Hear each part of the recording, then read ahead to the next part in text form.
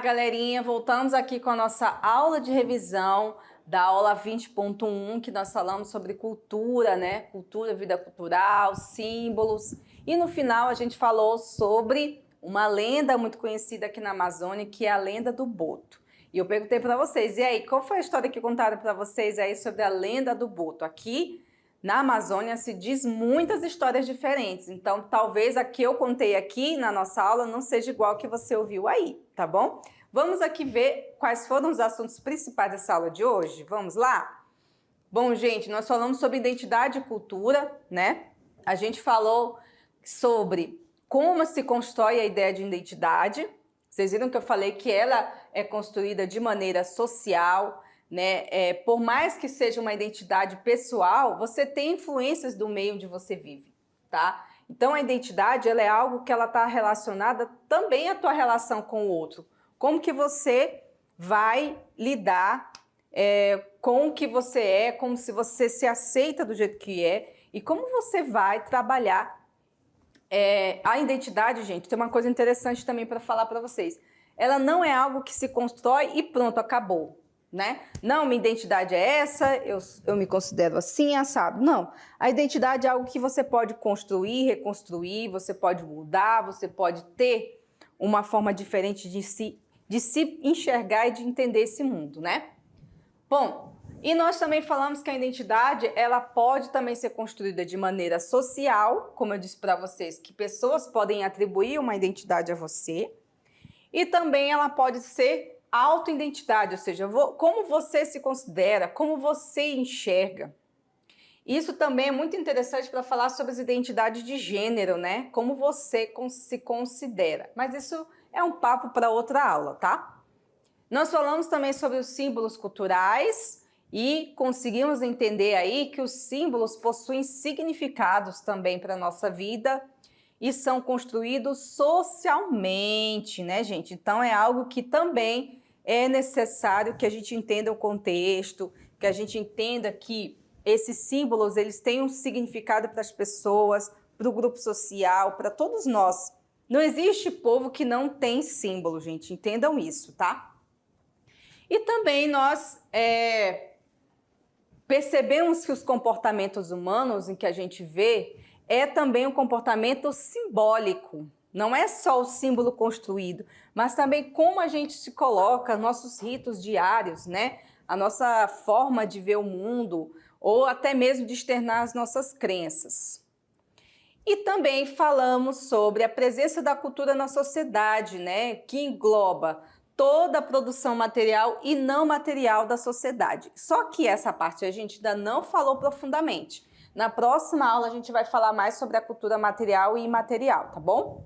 Nós falamos principalmente nessa aula sobre a cultura popular e a cultura erudita, né? Mas há também a cultura de massa e o patrimônio cultural. Então nessas duas aulas que vêm, nós vamos abordar essas duas temáticas, tá? Então, gente, né? Agora é o momento de vocês fazerem atividade de sala. Fazemos então um tempinho para que vocês possam se concentrar aí na resolução desses exercícios e a gente volta já já para a correção e para falar um pouco mais sobre esse tema, tá bom? Guardo vocês, então voltem já já para a nossa correção.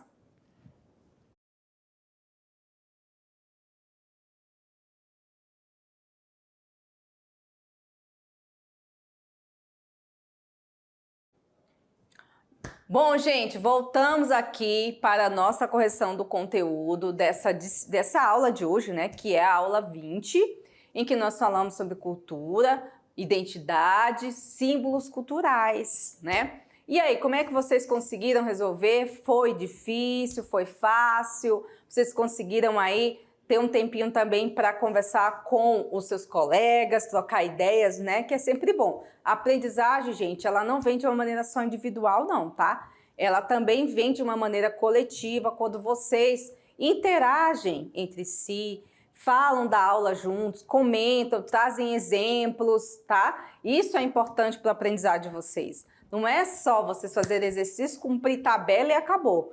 A aprendizagem não é só isso, gente. É muito mais. Ela traz a oportunidade que vocês possam se conhecer melhor e ajudar um ao outro aí na sala de aula, tá bom? Então vamos aqui para nosso exercício, vamos ver aqui a pergunta de número 1, para a gente ver o que está pedindo, vamos para o quadro e a gente já vai conferir, né? Muito bem, atividade de sala de hoje, da aula 20.2, número 1, questão de número 1, vamos lá. Própria dos festejos juninos, a quadrilha nasceu como dança aristocrática, oriunda dos salões franceses, depois difundida por toda a Europa. No Brasil, foi introduzida como dança de salão e, por sua vez, apropriada e adaptada pelo gosto popular. Para sua ocorrência, é importante a presença de um mestre marcante ou o marcador, pois é quem determina as figurações diversas que os dançadores desenvolvem. Bom, tá aí, né? Em diversas formas da dança são demonstrações da diversidade cultural do nosso país. Entre elas, a quadrilha é considerada uma dança folclórica. Por letra A, vamos lá. Possuir como característica principal os atributos divinos e religiosos, por isso identificar uma nação ou uma região. Letra B, abordar as tradições e costumes de determinados povos ou regiões distintas de uma mesma nação. Letra C, apresentar um cunho artístico e técnicas apuradas, sendo também considerada dança-espetáculo. Será, gente? Letra D, necessitar de vestuário específico para sua prática, o qual define seu país de origem. Será, pessoal? Ou letra E, acontecer em salões de festas e ser influenciada por diversos gêneros musicais. E aí, A, B, C, D ou E, pessoal? Gente, vamos ver aqui, é a letra B, abordar as tradições e costumes de determinados povos, né, distintas de uma mesma nação. Uma curiosidade, né, que a gente teve aqui nessa pergunta, que talvez vocês não sabiam, é que a quadrilha é oriunda da Europa, né? A gente nem, mas é uma dança tão popular, tão nossa do povão. Mas ela não veio para cá do nada, né? Ela veio com a colonização. Só que o que acontece? Ela foi sendo adaptada para nossa vida, né? E geralmente começou na questão rural. Você vê que todas as festas juninas, elas trazem esse contexto rural, do milho, né? Das comidas típicas, dos vestuários caipiras. Então ela traz toda uma influência daquela época, do meio rural, que ainda era onde a maioria das pessoas viviam, né? E também tem a ver com um aspecto da agricultura. Por quê? Por que o milho, professora? Por que a festa do milho? Tem gente que não gosta de falar festa junina, gosta de falar festa do milho, outros falam festa de São João. Tem gente que não gosta porque alude à questão católica, tem toda uma situação, né? E por que alguns falam festa do milho? Porque é a época de colheita. Olha que também tem a ver com a prática daquele lugar. Então, a época da colheita do milho, onde tem milho em abundância, então se faz a festa do milho, né? Que tem tudo de milho, bolo de milho, munguzá, curau, e muita coisa gostosa, né? Aquelas coisas deliciosas que fazem parte daquele momento que estava ocorrendo ali a colheita do milho, né? Muito bem, então a letra B é a resposta dessa pergunta. Vamos para o número 2, então, para a gente ver a questão de número 2 e a gente conferir o que essa questão está pedindo, né, gente? Muito bem, então a gente tem aqui letra B, foi a correta. Vamos ao número 2, da UFPA, gente. Vamos lá. A cultura popular corresponde a práticas cultivadas de maneira tradicional. Por quê, gente? Vamos lá. Letra A. Ela está relacionada com a tradição oral, coletiva e muitas vezes é marcada pela relação das pessoas com o seu ambiente. Concordam? Será que é essa? Vamos a B. Atingem simultaneamente as pessoas pelos meios de comunicação eletrônico, como ocorre por meio de programas de rádio. E aí, galera, é essa? A B? Sei não, hein? Vamos para... já apareceu aqui. Pronto, é a letra A. Bom, ela está relacionada com a tradição oral coletiva, muitas vezes é marcada pela relação com o seu meio ambiente, né? Realmente ela traz uma questão de contos, de lendas, né? Tem a ver com as pessoas, ou seja, a cultura do norte, a cultura popular do norte tem a ver com o nosso ambiente da Amazônia, os nossos animais, por exemplo, o boto. O boto é parte, né, dessa Amazônia toda, onde eles estão, nos rios, nos nossos rios. E por que tem a lenda do boto? Porque é o principal, né? Os animais que vivem aqui, então vai fazer parte desse imaginário. A gente não vai falar da lenda do tigre. Como assim o tigre não é nem daqui, nem existe aqui no Brasil? Por que eu vou falar de lenda de tigre, né? Então tem a ver com isso também. Vamos ver aqui a C, a D e a E. A sua forma de difusão é escrita, repassada de geração em geração por meios remotos. Não, né, gente? Porque a cultura popular tem uma característica oralizada, ou seja, é contos, é história, as pessoas que contam. Tipo, o meu avô me contou sobre a lenda do boto, né? Minha prima, meu vizinho. Então é uma cultura de falar, de conversar, não é de escrever, né? Representa também uma cosmovisão das classes tradicionalmente dominantes? Não. Essa daqui a gente está falando da elite, né? A cultura erudita. A classe popular, o povão, gosta mesmo da cultura popular, né? Ela é comercializada e consumida em larga escala devido às atuais técnicas de reprodução? Não. É uma cultura do povo para o povo, né? Consumida pode até ser de alguma forma, porque hoje, por exemplo, as quadrilhas viraram empresas, tem PJ, né, que tem que receber recursos, às vezes do governo, tudo mais. Tem uma questão aí também que diverge por conta dessa atualidade, né? Então, gente, é a letra A, tá bom? Vamos então para número 3. Vamos lá. Uma das superstições características da cultura popular é relativa ao mês de agosto. Por quê, gente? Porque é considerado um mês de mau agouro. Eita pau! Moleque.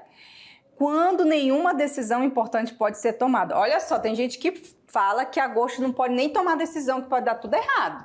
Olha como é a questão das crenças, né? Então, não se deve fechar negócios, nem marcar casamento ou fazer mudanças de qualquer espécie. Então, o jornal Correio de Uberlândia, em agosto de 2008, publicou uma reportagem que atestava as mudanças nesse comportamento. Durante o referido mês, tais como realizações de casamento, de mudanças de residência ou de negócios e andamentos, ou ainda salões de beleza com movimento normal para mudanças de visual. Tudo era cancelado, gente. Considerando então esse enunciado, o conceito antropológico de cultura e o conceito antropológico de cultura marca a narrativa correta. Vamos lá, a alternativa, né? A narrativa não, tá? Letra A. Só há pureza e autenticidade nas manifestações provindas da zona rural, não contaminadas pelas vertiginosas transformações do mundo urbano? Será, gente, que há uma pureza cultural? Bom, eu acho que não. B. As práticas culturais não são congeladas no tempo, são partes integrantes da história e estão em processo de transformação com a história? Será então que a gente pode dizer que as práticas culturais estão sempre mudando? Porque elas não são congeladas, elas estão mudando? Será que é isso? Então vamos aqui para C, vamos ver o que diz a C. As manifestações culturais populares passam por um processo de descaracterização, pois para permanecerem autênticas e tradicionais, devem reproduzir integralmente o passado e evitar mudanças. Aqui já é uma visão totalmente contrária, né? Que não pode mudar nada. A letra D. As verdadeiras práticas tradicionais não se alteram com o tempo. Também corrobora com a letra C aqui, né? E a E diz o que, gente? São reproduzidas da mesma forma como foram originadas. Então, a C, a D e a E praticamente dizem a mesma coisa, que não podem mudar.